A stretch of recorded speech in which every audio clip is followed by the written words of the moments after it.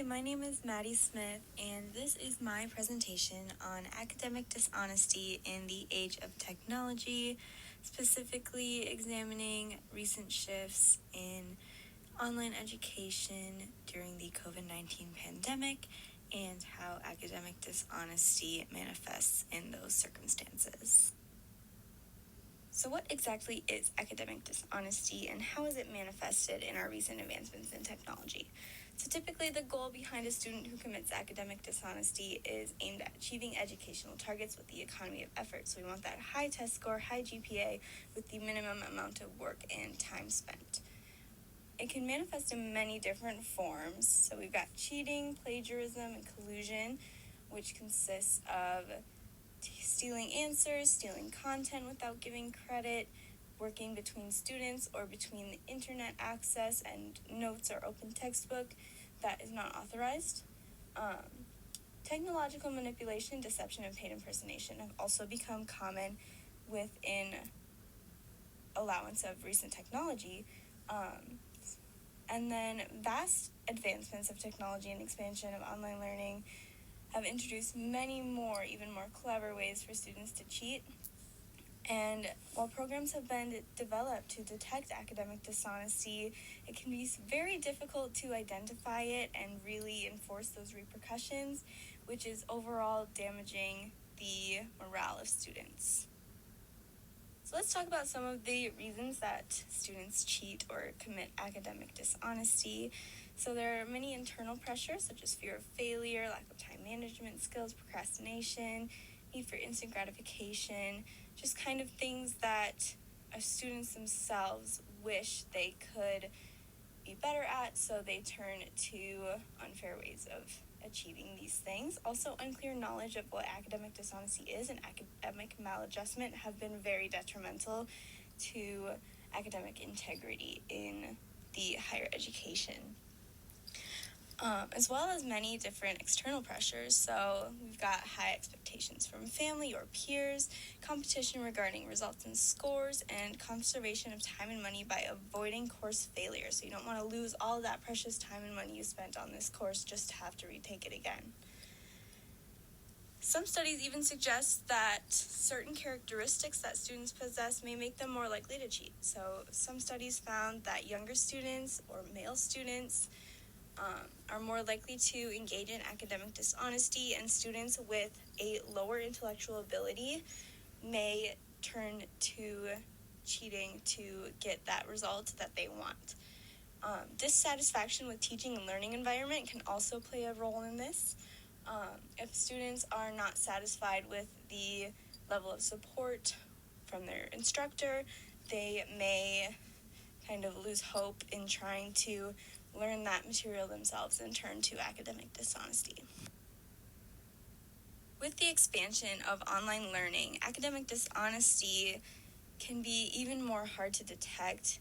Students have gained confidence in not getting caught because of this anonymousness. When they're sitting behind that computer screen, there's a lack of personal relationship between their instructor and their students. There's not a lot of face-to-face contact, and there's more resources available to cheat because the internet is already just one tab over is that Google search bar from, say, your Canvas page or your course page.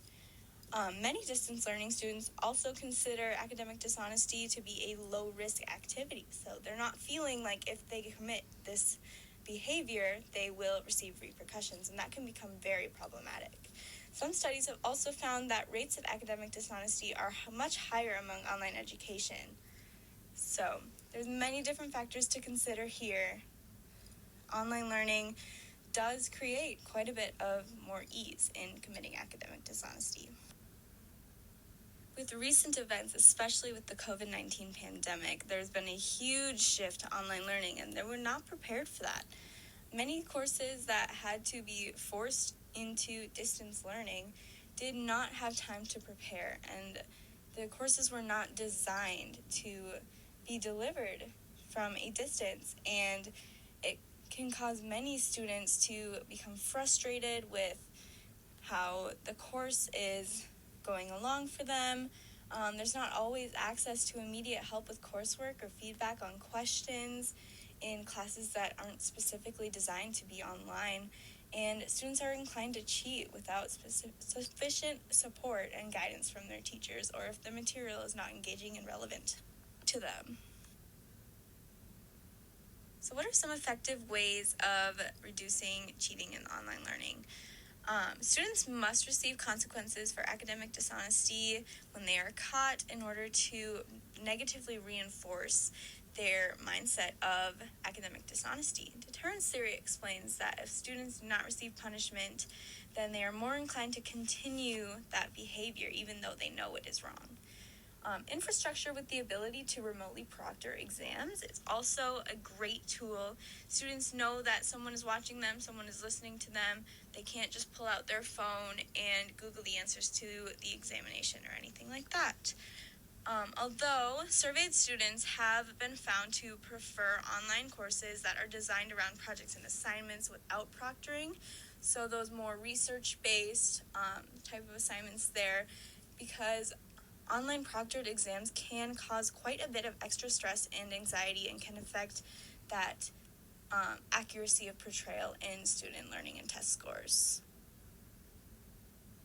Online learning can be very successful when our courses are designed for online learning specifically. So some characteristics that includes is prevention of academic dishonesty is considered in the design of the course. We need to activate intrinsic learning desires to boost student morale. The pandemic introduced very unprecedented problems, things that we've never experienced before, kind of forced everyone to go to online learning and made it very difficult for everyone involved. So proper infrastructure is still in the works, but it's definitely come very far since that very onset start of the COVID pandemic. We've got 2 years of pandemic learning under our belt. We've got a greater understanding of efficient systems and distance education.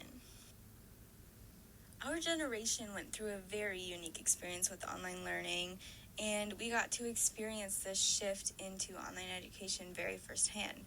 Personally, I really struggled in classes that were not designed to be online. I found myself frustrated, not getting the grades that I typically did, and I just didn't feel very supported. I think this course, for example, is a great example of a well-designed online class. We've got fast-paced and engaging material, personal connection opportunities and discussion forums, such as Yielding Engage in this case. There's many resources for students to reach out with questions and seek advisory.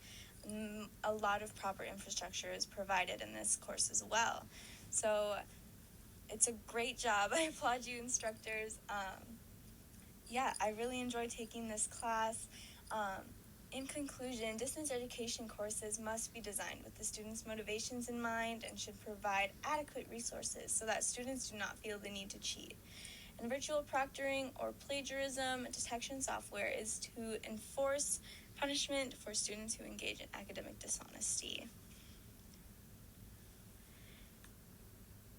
Thank you for listening and watching to my presentation. I had a lot of fun researching this topic and learning more about it, and I hope you did as well.